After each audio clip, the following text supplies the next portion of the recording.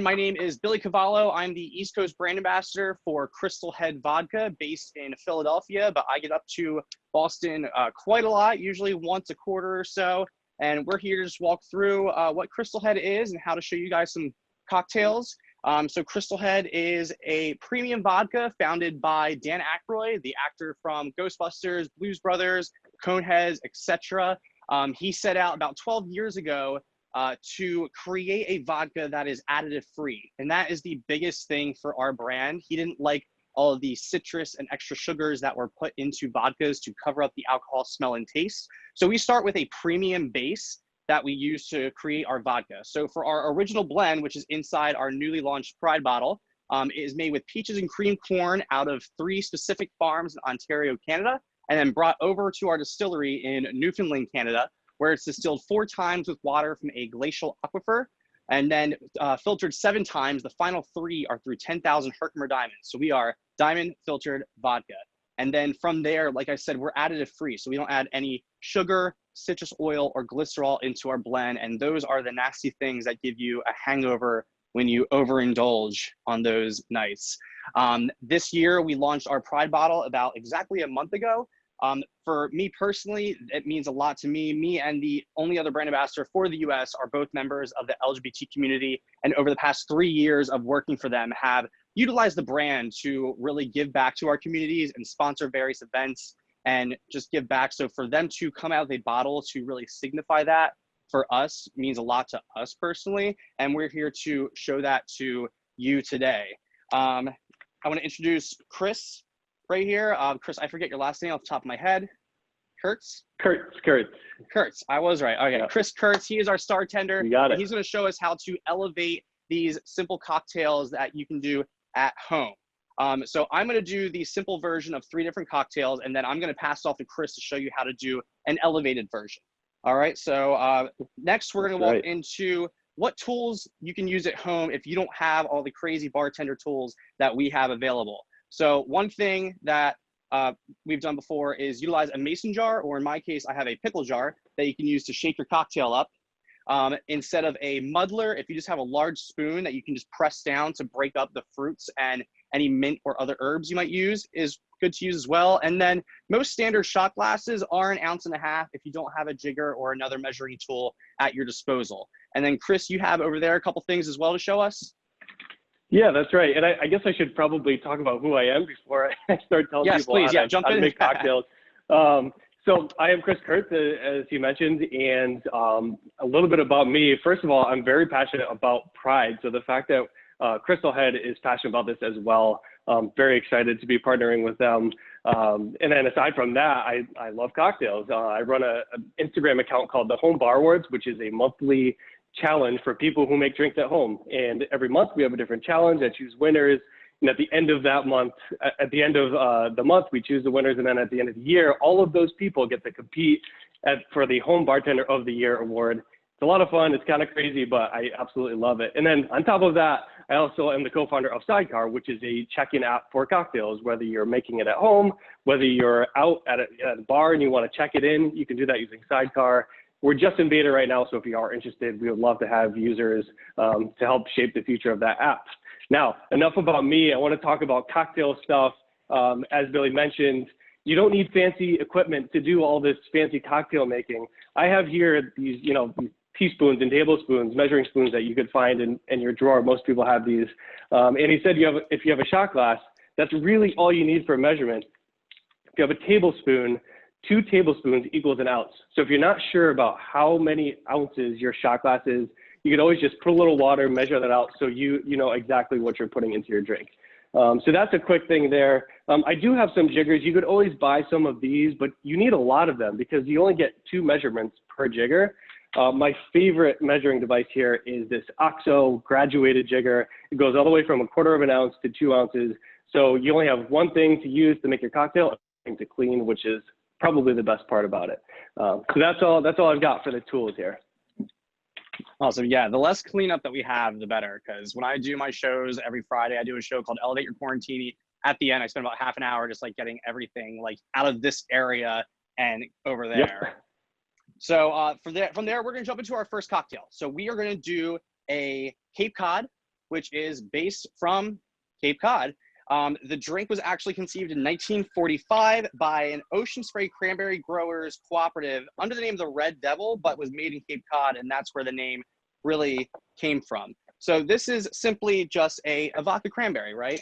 So we're gonna take a nice tall Collins glass, or in my case, a Pilsner glass, because I don't have any Collins glasses. We always make do with what we have here, and fill that with ice. And we're gonna do a nice hefty 2-ounce pour of our Crystal Head Vodka.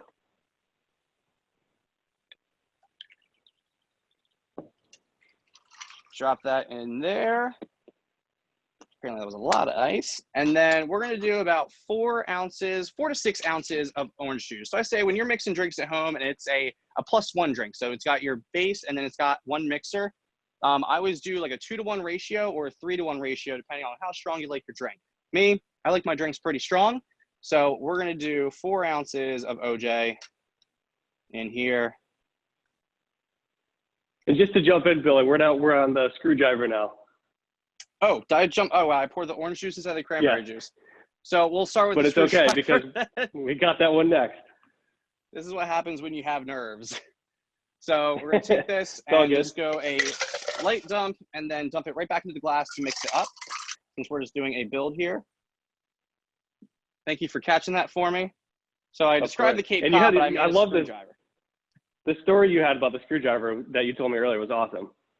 So yes, the screwdriver, this gentleman, it just says Mattis, in his book explained how the screwdriver got its name. Decades ago, American oil workers in the Persian Gulf would discreetly add vodka to their orange juice while on the job. And since they didn't have spoons at their disposal, they would use their screwdrivers to stir the drink. And that's where we got the name, the screwdriver, for your vodka orange juice.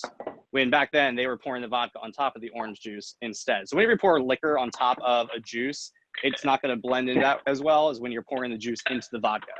So I'm going to let Chris go ahead and make that elevated form of a screwdriver over there. And I'm going to pop up front here and look at some questions.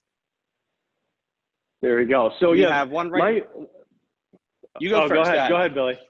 Now, I said one question right now. Will this be available to watch again later? Yes, it will be saved on the boston.com website, I believe. And then also we are going on Facebook Live. So I'm assuming it will be saved on there as well. Mary, if you have a correction to that, let me know. They'll be emailing it out. So yeah, to go over the elevated version of the cocktail, my whole goal is to find a way to make a classic cocktail or a classic drink into something elevated, but do it in a cheap way or an easy way. We don't want to get crazy here. So the best screwdriver I ever had was the same exact ingredients, but the orange juice was fresh. I had this in Portugal. We had the oranges in the backyard and we just picked them and juiced them fresh. So what I did was I juiced my own oranges today. I don't have any fancy juicer. I literally just cut the thing in half and squeezed it out.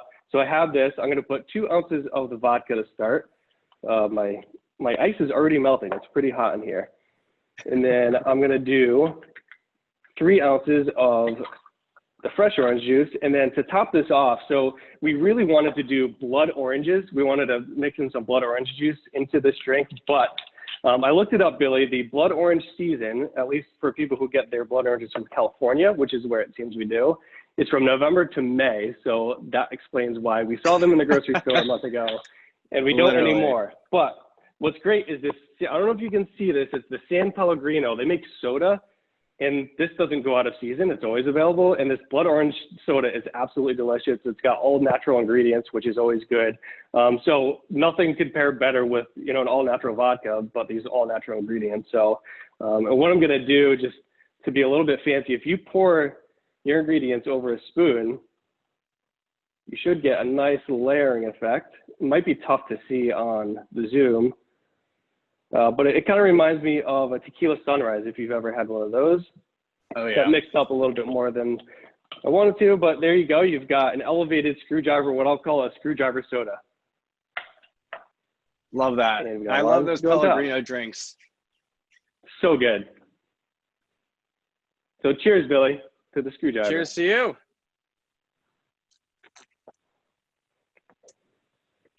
So since I flip-flopped our first 2 drinks, I'm going to move the orange juice off the table so I don't grab it again. And for the next one, we're going to jump back into the Cape Cod that I described at first.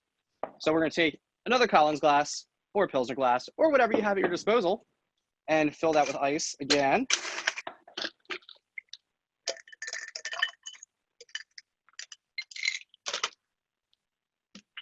Take our Crystal Head Vodka, and this will be the same proportions as the screwdriver as well for the Cape Cod.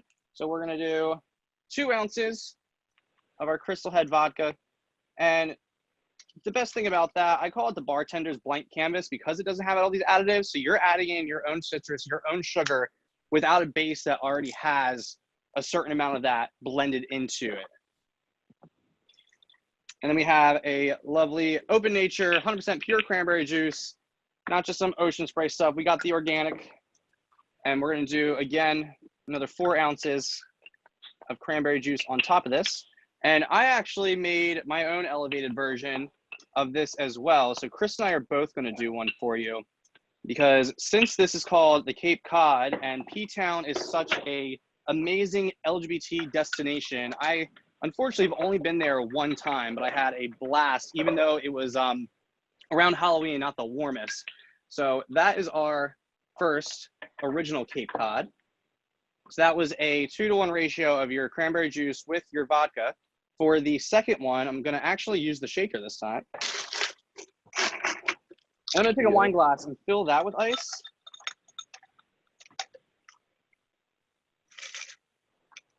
And then we're going to take 2 ounces of our vodka again. And then what I did with the cranberry juice was I simmered it down to make a reduction. So it's almost like a syrup. And we're going to make a Provincetown Mule. So it's going to have that cranberry in there, but then we're going to top it off with some ginger beer. So we're going to do 1 ounce of this cranberry syrup. So it's going to be extra concentrated. That's why we're doing such a little amount there.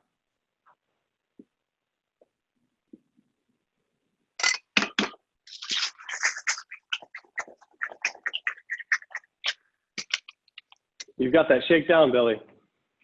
Oh, yeah. Always got to have a good shake, right? Yep. Go ahead and strain that into here.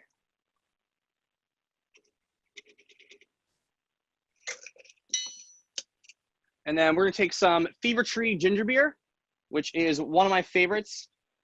It has a bit of a clear complexion to it. It's making sure she doesn't explode on me so that that bright purple of this cocktail shows through. And we're just going to top that right off and hope it doesn't fizz over. And it didn't. And then, like with Cape Cod, we're going to garnish that with a nice lime right there, little lime wheel. And there you have a Provincetown Mule. Beautiful. And Fever Tree is one of my favorite mixers too. It goes so well. They use all natural ingredients as well. So pairs really great with the Crystal Head. So what I'm going to do is, like Billy mentioned, I also made a syrup. I made a cranberry syrup, and syrups are good because you can do way less volume in your drink. Like the original Cape Cod, the ratios that we were doing would be 2 ounces of vodka to 6 ounces of cranberry. That's a really long drink. By turning this into a syrup, you're significantly reducing the volume of that ingredient, which allows you to then add other ingredients, which is what I'm going to do. So I'm going to add 1 ounce of the vodka here, right to a champagne flute. This kind of reminds me of like a brunch cocktail here. I'm going to do 1 ounce of the cranberry syrup. And the way I made this was actually frozen cranberries, which are available year-round. Just covered those with water, put it in a saucepan, and just simmered that for a little while. I added a little bit of lemon juice and some sugar, and then you have your cranberry syrup. So there we go. We've got the base, and what I'm going to do is I have this Prosecco here. We're going to make this into a nice bubbly drink. This is Mianetto Prosecco. I love buying these little bottles because I know a lot of people drink Prosecco by itself, but I don't personally. I usually use it for cocktails. So you can just buy these little, I don't know what you call them, splits maybe, and this allows you to open it and not have to worry about going through it. So I'm going to do about, I think it was 3 ounces of this. This is going to hopefully not overflow here. There we go. And yeah, nobody likes flat Prosecco. No, exactly. And you don't have to, I mean, the cork popping is fun, but these are just twist off, so it is a little bit easier. And then I have, speaking of Fever Tree, we've got Fever Tree Club Soda here. which Very is nice. extra carbonated, which is one of my favorite things, but I got to be careful adding it here because it could go over the top. I think we're in good shape. 3 ounces of that. And there we go. So just a reminder to the people watching, that was 1 ounce of Crystal Head Vodka, 1 ounce of the cranberry syrup, 3 ounces of Prosecco, and 3 ounces of club soda. And I still have some of those frozen cranberries here that I'm just going to add for some color. And I have an extra lime, so I'm going to throw that in there as well. Why not? There you go. Cape Cod Spritz. Awesome. There you go. Cheers, my friend. And we do have a few more questions in the Q&A. One of them is for you. Please mention the 3 ingredients in the elevated screwdriver by ounces, if you could. Sure, yeah. So, so we have 2 ounces of the vodka, 3 ounces of fresh squeezed orange juice, and 3 ounces of the San Pellegrino blood orange soda. And the best part about those simple whole numbers is that if you don't have a measuring device, you could just use a shot glass. It really doesn't, I don't know where I put it. Here it is. It doesn't matter how big this is. You can do 2 parts of vodka. You can do 3 parts of the orange juice and then 3 parts of the blood orange soda. As long as it fits in your glass, it really doesn't matter what the actual units are. Very true. And then you answered another question. It was the San Pellegrino blood orange soda that we used. And then yeah, it's delicious. What is the best do-it-yourself at-home strainer if you do not have a Hawthorne or a julep strainer? I think just like a general small, I've found like some kitchen strainers are pretty easy to use. What about you, Chris? What have you seen that you can use at home? Yeah, I end up using, I have this bowl that I use for basically everything. This has my ice right now.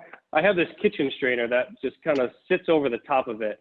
And I mean, you could use julep strainers, but you really don't need to, as long as you're getting the stuff out of the drink that you don't want, and any sort of kitchen strainer will get that out of there. And these metal bowls are great because you could actually pour, a lot of the bowls these big ones you can't pour out of. This has a nice lip so you can easily pour into a narrow hole. And then let's see, why do you add all the ice to the drink? Do you need it? I just see it as an unnecessary watering the drink down. Well, you want to keep your drink as cold as possible for as long as possible. Nobody wants a warm cocktail for the most part. At least that's what I think. What about you, Chris? Yeah, ice is an interesting thing. You don't want it to over dilute your drink. You want to control the dilution as much as possible. So when I'm making a shaken cocktail, I actually add the ice last to the shake because you could be adding 4 to 6 ingredients, and you don't want it to be diluting as you're adding those ingredients. So ice is really important to your drink, especially for shaken drinks. Not only does it dilute it, it's actually adding some of that frothiness. It's incorporating the drink. So without that ice, you're not going to get that good of a mixture. You're not going to have that aeration that's so awesome about these shaken drinks. And yeah, I think as long as you know how much dilution you're going to be expecting, ice is really important. But with that said, all of these syrups, all of these mixers, they were all kept in the fridge right before this started. So that's just another way of controlling that dilution. You just want it to be cold. And by keeping those in the fridge until the last possible moment, you're going to keep it cold and control that dilution as much as possible.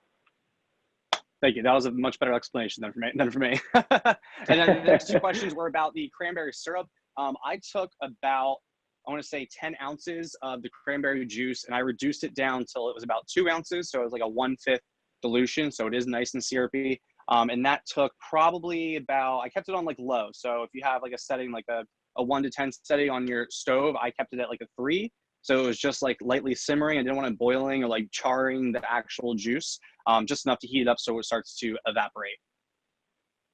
Yeah, and that's the thing about cranberry juice and cranberries themselves are incredibly tart. So you want to pay attention. If you're doing it with the juice, which is a great way of doing it, pay attention to how much sugar is already in the juice. With the cranberries, they of course have natural sugar, but I had to add some to it. And I didn't really measure it out, and I don't know if you can tell, but this is a very thick syrup. So it was actually a little bit thicker than I wanted it to be. But you just want to understand how sweet is that syrup, so that when you're making future drinks, you can better control the sweetness in those drinks. Yeah, I would say, when it comes down to cocktailing, it's a matter of balancing your sugar and your acid are kind of like the 2 major components. Would you say the same? Yeah, absolutely. It's balancing those two out is incredibly important. There are classic ratios you could go back to, but at the end of the day, you're making a drink at home. do what tastes good to you. If you think the sweetness and the acidity is great for you, then I'll go for it. Love that. So last, we're going to jump into a Bramble. So history on the Bramble was created in London back in 1984. The gentleman who created it worked at a bar called Fred's Club, and he wanted to create a cocktail that brought back memories of his childhood when he would go out picking for blackberries. For me, a Bramble is any cocktail that has a muddled fruit. So you can do strawberries, blueberries, blackberries, mint, and a little bit of citrus with your base, which is our vodka. So we're going to take, I have about 2 sprigs of mint here, and we're going to pull the leaves off of these. And you just throw them into your hand, because we have to do one little thing to activate the oils in the leaves that expose the flavor. And bartenders have differing opinions on this technique as opposed to just shredding the leaves, but we call it smacking the mint. So you just take the mint leaves in your hand and do that. And that essentially breaks the oils out of the leaves and exposes that good flavor.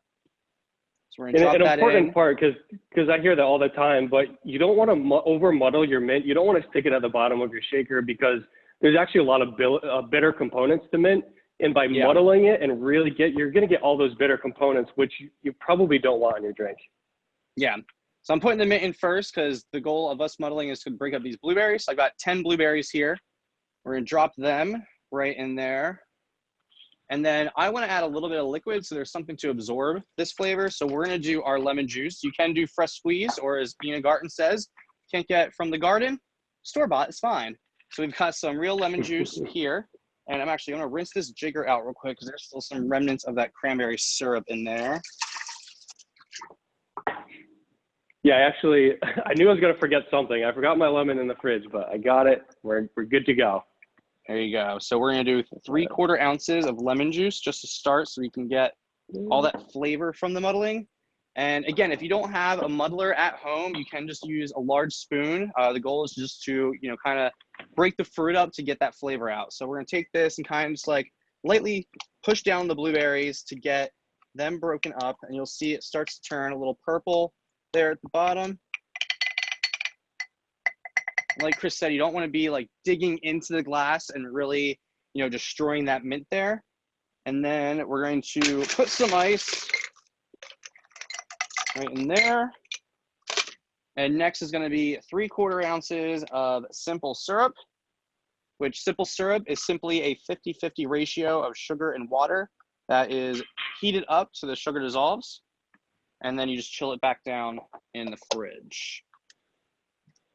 And then lastly, our vodka, of course. A lot of bartenders usually build from the non-alcoholic parts or the least expensive parts of their cocktail up to the most expensive parts. So we're going to do 2 ounces of vodka here. That way, if you do mess something up, you didn't waste the alcohol, you just wasted a couple, bits of juice or simple syrup. And add on your shaker there.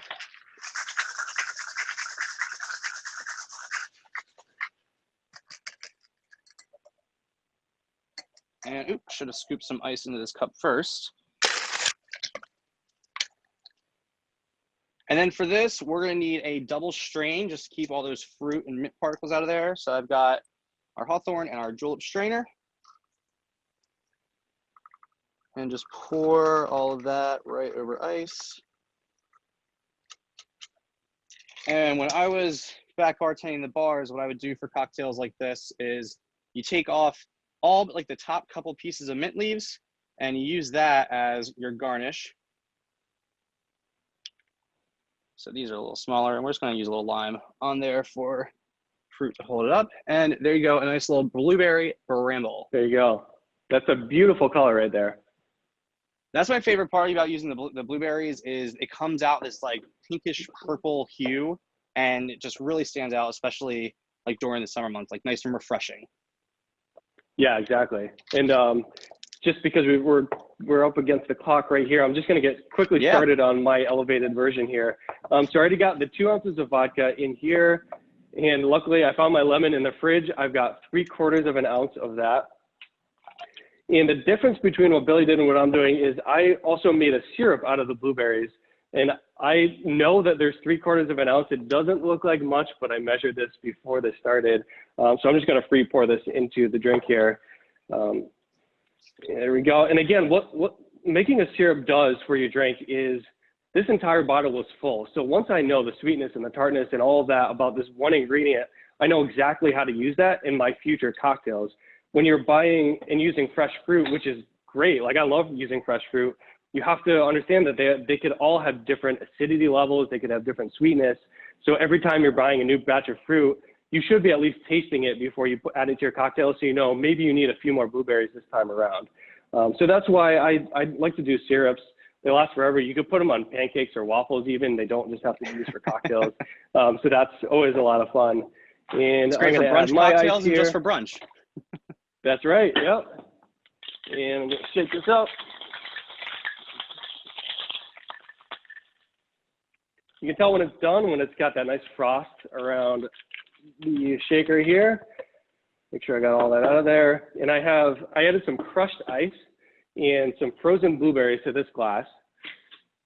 And by the way, if you want to see these cocktails, I'm posting all of these elevated versions on my Instagram. I think it's here at @cocktail_Chris. You can find that, all that good stuff here. And Billy double strained. I'm not going to double strain because I didn't have muddled blueberries or mint. The reason he double strained is to get a lot of that stuff out of there. Because I don't have that, I'm just going to strain right into the glass here. And luckily, I have a ton of mint in my backyard. And this is chocolate mint, awesome straight up mint. And there we go, blueberry bramble. Now you've got that nice Cheers. Dark color on there. That's beautiful. Cheers. Yeah, I think this syrup is really dark. But yeah, that's also like you said, like very smart. It's more consistent to do a syrup like that instead of having to balance like how many blueberries you're going to put into each cocktail, especially if you work at a bar like that. You need that consistency with your drinks. We do have a couple more questions real quick. One was how to elevate a simple vodka soda without adding fruit or sugar-based mixers. I would say adding like herbs, like adding some basil, adding some mint. It gives it that extra little bit of flavor, but you're not, getting all that sugary stuff in there. And then, yeah, my cranberry syrup was probably thicker because I did reduce it down pretty well. It seemed really thin when it was in the pot, and then when I actually chilled it and realized how thick it was, I was like, all right, yeah. But yes, that is our cocktail class for the day. I'd like to thank Chris for being our star tender and walking us through those elevated cocktails. Got it. Again, if you guys are looking for our new Crystal Head Pride bottle, you can reach out to Crystal Head on Instagram or Facebook at Crystal Head Vodka on Instagram. Feel free to reach out to me as well, since I cover those markets. My Instagram is Billy in Philly with periods in between. Let's see, what are the ratios for the fresh blueberry bramble? It was 2 ounces of Crystal Head vodka, 3/4 ounce of lemon juice and simple syrup. I did about probably 8 mint leaves and 10 blueberries for that. And no, thank you guys for being a part of this. We love, just showing people how to make their own cocktails at home, especially during this time when a lot of us, for the last 3 months, we're stuck at home. And it's been, an exciting part of just trying to do something while we're, quarantined and all that. But again, I want to thank Chris. I want to thank the Boston Globe for hosting this event and allowing me to be a part of it. Again, if you have any questions, feel free to reach out to any of us, Boston Globe or Crystal Head. And I'm sure we will have the recipes up on through the email that we're going to send out to all of our members today. So Chris, thanks again. If you have anything left to say, please. Thanks. Yeah, no, I appreciate the opportunity. This was really fun. It was great working with you. One thing I love to do, if you do have questions or you have some bottles at your bar, you don't know what to make, I love that challenge. So if you want to DM me, whatever bottles you have, you want to figure out how to make a cocktail, my name is there, Cocktail Chris. You can find me. I love a good challenge. So anyways, thanks, Billy. This was a lot of fun. Yeah, thank you. And everybody, happy Pride Month. Enjoy the rest of the virtual Pride Week with Boston Globe. And enjoy the rest of your weekend and go make yourself another cocktail. You deserve it. Cheers. Thank you very much. Cheers.